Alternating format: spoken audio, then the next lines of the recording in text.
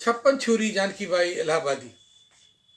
जानकी बाई छप्पन छुरी के नाम से भी विख्यात है।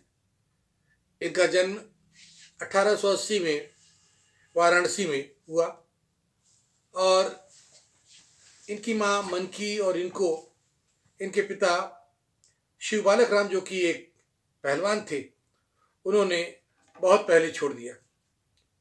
और मनकी और जानकी इस प्रकार बनारस छोड़कर इलाहाबाद आ गए, जहाँ दोनों को एक कोठे के मालिक के यहाँ बेच दिया गया।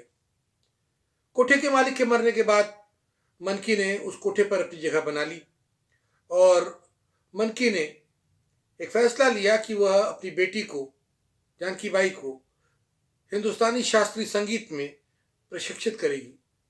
और उनको प्रशिक्षित करने के लिए लखनऊ के एक प्रसिद्ध शास्त्रीय उस्ताद थे, जिनका नाम था हस्सू खान, उसको उन्होंने इलाहाबाद बुलवाया।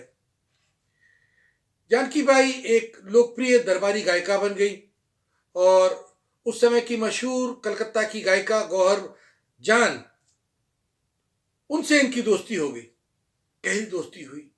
और सन 1911 में कहते हैं कि अतुरसुइया के थाने में दोनों ने मिलकर एक गाना गाया था, जो बहुत ही लोकप्रिय हुआ, लोगों ने बहुत पसंद किया।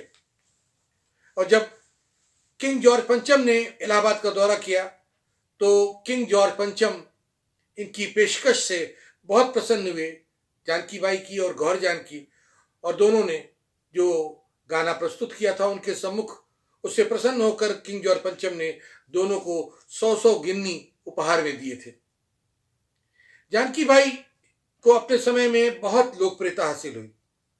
वो जितना अच्छा गाती थी उतना ही अच्छा लिखती थी और उनके शेर और शायरी को निखारने में उस समय के मशहूर उर्दू शायर जो हुआ करते थे, अकबर इलाहाबादी, उनका बहुत बड़ा योगदान था। इस शहर के आसपास की रियासतों में छप्पन छुरी के नाम से जाने वाली जो जानकी बाई थी, तत्कालीन इलाहाबाद शहर में उन्होंने कई कोठियां खरीद ली।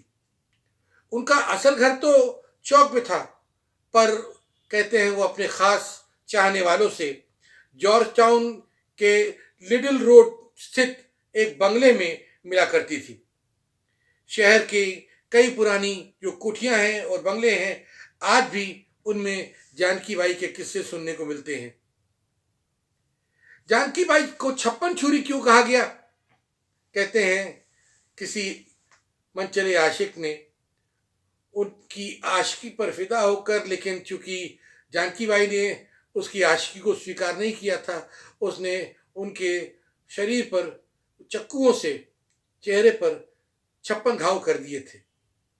लेकिन इसकी कहीं पुष्टि नहीं होती है और ये बातें कहीं प्रमाणित होती हैं, कहीं अप्रमाणित होती हैं। लेकिन मैं समझता हूँ कि 56 छुरी अदा को कहते हैं। किसी ने 56 छुरी चेहरे पे चलाए होंगे या शरीर पे चलाए होंगे, इसकी संभावना कम लगती है। लेकिन हो सकता है वो इतनी बला की खूबसूरत थी कि किसी ने चलाए भी हों।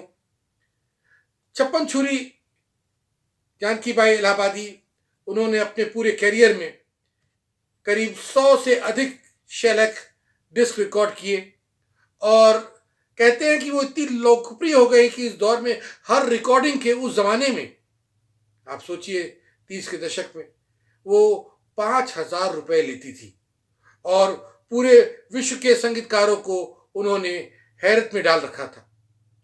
वो अपनी रिकॉर्डिंग के अंत में एक वाक्य जरूर बोलती थी, मैं जानकी बाई इलाहाबादी। मशहूर गायिका, मशहूर नाम, जिन्होंने इलाहाबाद के नाम को भी रोशन किया और इसमें 4 चांद लगा दिए। 1930 के दशक में जानकी बाई इलाहाबादी ने इलाहाबाद में ही अपनी आखिरी सांस ली। जानकी बाई इलाहाबादी का इतिहास इलाहाबाद के इतिहास से जुड़ा है और जब भी इलाहाबाद का इतिहास लिखा जाएगा, जानकी बाई इलाहाबादी, छप्पन छुरी, उनका इतिहास भी ज़रूर लिखा जाएगा और पढ़ा जाएगा और सुना जाएगा।